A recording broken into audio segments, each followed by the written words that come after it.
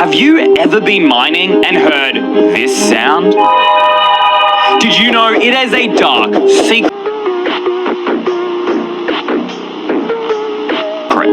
Do you know the true purpose of the warden?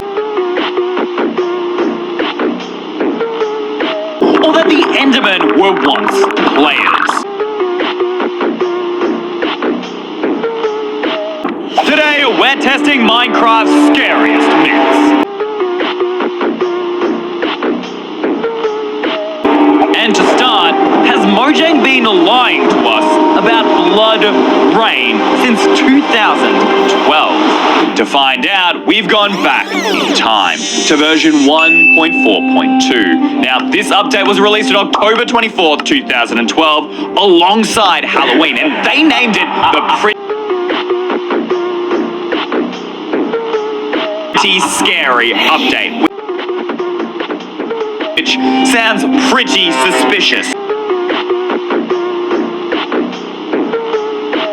to me. Now, this update brought mobs like the Wither and Witch for the very first time, and as you can see, it is really, really old. These graphics are awful. It's not even loading.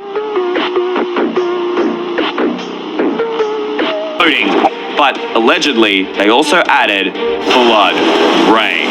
At least that's what players claimed, posting videos online about it and tweeting it out. But the creator of Minecraft, Notch, denied all these reports, claiming that no one ever programmed it into the game. Which might be true because no future updates have the blood rain. However, this isn't the first time Mojang has lied to players about accidentally adding something and then fixing it. Now, obviously the easiest way to test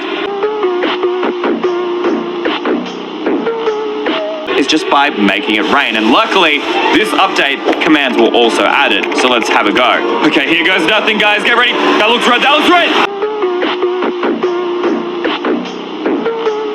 Oh, it doesn't look red. I'm actually stupid. Bro, did I actually just get convinced by all of these myths and stories on the internet? Are you serious? This is just normal rain. There ain't nothing blood or scary about it. But then again, could blood rain just be something that happens naturally? I mean, why would Mojang make a command for something they're trying to hide? Or maybe they are telling the truth and it actually has something to do with Halloween. Wait, I have an idea. Instead of letting my computer set the timer automatically, I'm going to turn that off, which will now allow me to set the date and time manually. And we're going back to October 31st, the day of Halloween in 2012, because if the Mojang devs are telling the truth, maybe there's something much spookier going on. After all, this is the scariest holiday of the year. Who knows what's controlling this? And you know what? Just for extra spooky, we're going to exactly 3 a.m.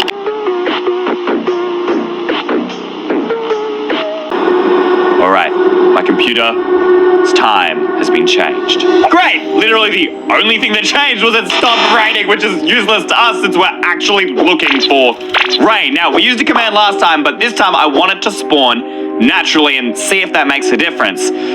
However, I have absolutely no idea how long it's going to take to rain, or even if it will rain at all on Halloween. But while we're waiting, has the warden actually been sent from the Nether to destroy the overworld?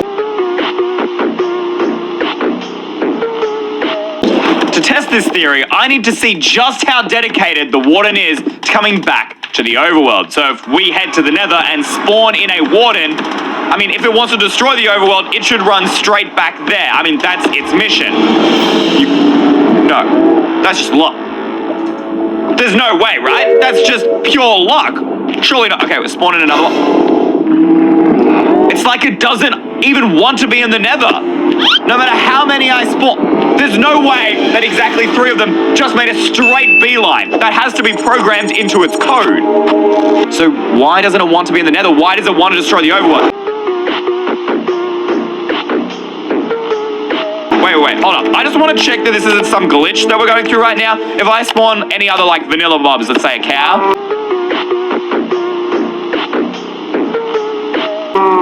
Yeah, this man's ain't care. Neither does the wolf. Nobody cares whatsoever. Okay, I thought for a minute he was actually going to walk through the portal there. But the warden, we spawned this dude in, and boom, he's straight in. Doesn't even care about these mobs making sounds. It's crazy. How? Okay, wait, I have an idea. What happens if we block off the portal? Where does it go then? Oh, wait, we probably should block off the other side so it doesn't just walk around. All right, let's see. So if I spawn him in, okay. Doesn't seem to care much about the sound being made by that cat. I can literally see the sound being made and he's just wandering off. He didn't even try and walk to the portal. Wait, he just walked straight into the warped forest. Does that mean something? I mean, he seems dedicated to a mission. He didn't care about that cow. And now he's just sitting here. He beelined it to this warped forest. Oh, I get it. Guys, look around. Do you see these blocks? Hold up. Look at Skulk. For a second. There's no way. How did I not see this before, guys? These blocks, they're so similar. They're like overworld versions of the warped forest. Hold up, I have another test to see whether he came from the nether originally. All nether mobs are literally fireproof. If we grab a wither and chuck him in lava, you can see, boom, doesn't affect him. It's the same with every mob in the nether. Only overworld mobs are affected by lava. So that means the warden should die to lava.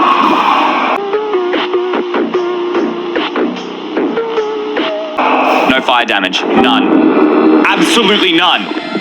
That's insane. So he has to come from the nether. But why would the warden want to infect the overworld and not the nether?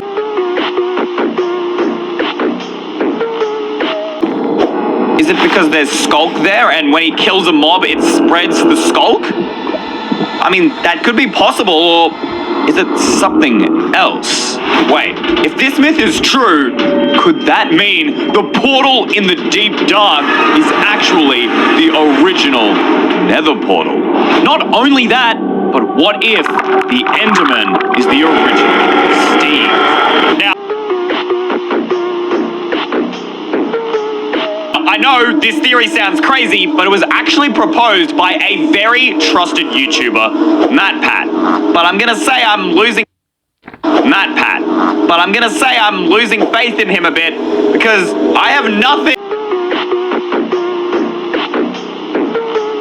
in common with this Enderman. I mean, look at us side by side. Even want to stand next to me. How is he made from me? He's much taller, he's slimmer, the man can teleport. I mean, he can place blocks, but that's about the only thing. But there's also tons of abandoned structures in the game. Someone had to build them. And the Endermen are the only entities that can use blocks.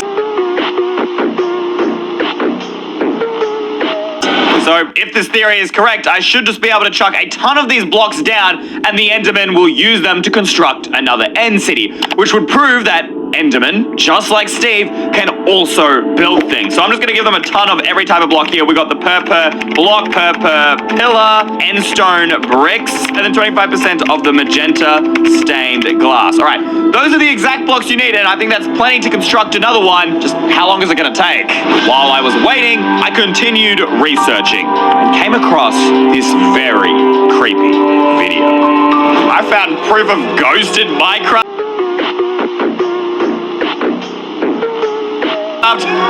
Yeah, right. That definitely sounds clickbait. What are we doing here? Okay, what is that seed, bro? It looks like another language.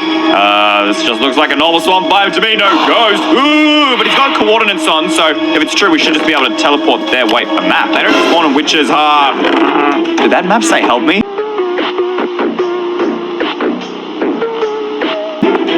No.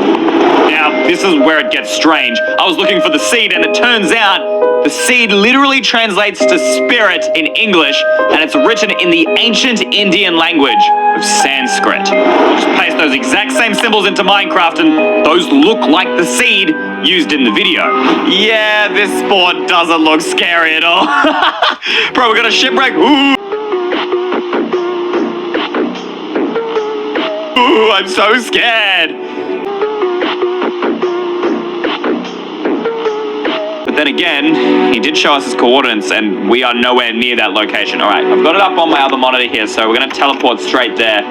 Negative 3902671684. Okay, let's see whether he was telling the truth. Yep, that's definitely a swamp biome. Do we see that? There's the witch's hut. All right, let's find out, guys. Here. This goes, there's not even a chance. There's not even a chance, bro! This is Helicat! Man must be using like a texture pack or something for that map. Bro, why are we wasting time doing this? Alright, I gotta check in on those Endermen. Wonderful! That was a very disappointing myth. The cube is still here. I mean, yeah, they moved a couple blocks, but nothing that resembles an end city. I'm sorry, Pat. I think I'm gonna have to call this myth Faye. Chorus fruit. Wait, I just had a brain blast. What if Endermen had evolved from Steve? Then they wouldn't be able to survive the end without food. I mean, no player can. And if we go ahead and grab ourselves a sword, the only other mob here in the end is the shulkers, right? And what do they drop? Not food. Which means chorus fruits are the only thing the ancient Steves could eat, which would explain why they say tall, they needed to reach the top of the chorus fruits. It also explains how they got their teleportation ability, because they probably kept eating the fruit, and through all the years, they gained the ability to teleport. But if we're from the same ancient mutation, then why does the Enderman attack Steve? See, if I switch into survival, this man's gonna go absolutely loco on me. Unless I stare straight at him. He will only attack me when I look away. It's like he's hurt that I'm ignoring him. And the Endermen make a ton of sounds. Maybe they're trying to tell us something. But in the current form, I can't understand the sounds. Wait, we're going to load the sounds into another program. Here we have all the idle sounds of the Endermen. So the sounds they make when they're not attacking you. Let's take a listen. Do you guys hear that? No way. All right. We've got to break these up. If I copy this and put this into a brand new audio file, listen to this on its own. That sounds like hello. Okay, and then if we grab this next sound, we grab that, we're going to put this into another audio file as well. Listen to this.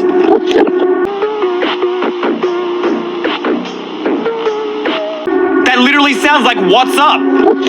What's up? You guys can hear that, right? Okay, and so this last sound, listen to this. It sounds like look for the eye, like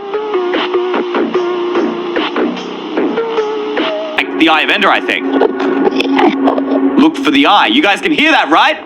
No other mobs in the game can talk, which further proves the myth that the Endermen were originally Steve. But that's not even the most messed up thing. Based on the Totem of Undying,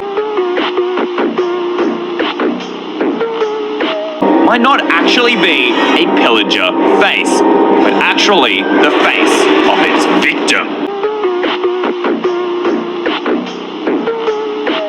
Since you can't even craft totems in Minecraft, the evokers have to have a way of obtaining them. My first theory was, well, they raid villages, maybe when they murder these guys, they steal the totems from them, but you can see he drops nothing. Compared to the evoker, which when we kill him, he's gonna go ahead and drop a nice old totem for us. Wait, guys, look at the eyes of the totem. They're green, the same color as XP. I mean, most people think it's emerald, but what if it's XP? Because evokers also use magic, and to use magic in the crafting table, you need XP. Could that mean that pillagers don't just raid villages for fun and give them a nice, quick, and easy death? They're captured as war prisoners, brought back to be tortured inside this woodland mansion. I mean, that would explain why there were jail cells in here, and then turned into totems to use for us when we die. Which means every time that we die, we're sacrificing the life of another to save ourselves. Now that is messed up. But at least when using a totem, you don't hear this sound.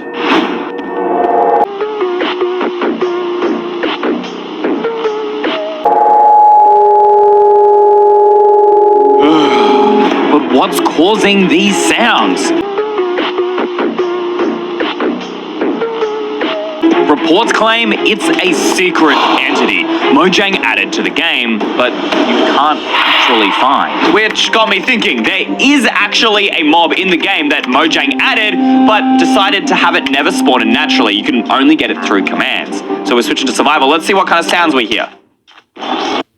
Naturally, you can only get it through commands. So we're switching to survival. Let's see what kind of sounds we hear. Okay, the arrows sound some slight moving. What if we attack him? Nothing. These sounds don't sound anything like the cave sounds. They just sound like normal mob attacking sounds. But then if it isn't this entity, then what actually is making those sounds? I kept searching the internet for a new lead until I found this. Now, when you beat the game and kill the Ender Dragon, the end portal spawns in and you're able to go back to the overworld, get the Elytra, go to the Ender City, all of these wonderful and amazing things. But there is one thing that most of us don't really care about. If we switched into survival mode here, guys, you're gonna see the XP drops, we collect this, and we jump in. What are we met with? This credits screen. Now, I would take a pretty good guess and say most of us do not read all this boring text. But there is actually something really important which could give us a clue as to where the cave sounds come from. Look at this. Who are we? Once we were called the spirit of the mountain, father, son, mother, moon, ancestral spirits, animal spirits, jinn, ghosts, the green man, then gods, demons, angels, poltergeists, aliens, extraterrestrials, leptons, quarks. The words change, we do not change. What does that mean? Look at this. The very last words, you are the player, wake up. What if the whole game itself is nothing but a dream and the sounds you hear in the caves are people from the real world trying to wake you up? Okay, I know that sounds crazy, but I want you guys to let me know what you think about this in the comments below. Wait, do you guys hear that? It's rain! It's from our 1.4.2. We need to open this game again. Okay, I gotta bring this over from my other monitor. Let's have a look at... No! No! What? I can't believe it. The blood rain, it's real. What does it mean? What is it doing? What is... I don't get it. Blood rain? There's no way this is real. I'm seeing it with my own eyes. You guys, did Mojang lie? Is there something else going on here? Or does this have to do with Halloween? Who's telling the truth? Who's not? If Mojang kept this hidden from us, what else are they hiding? Hidden entities? Portals to another dimension? I don't want to stay here. I don't want to know what this means. That's a test for another video.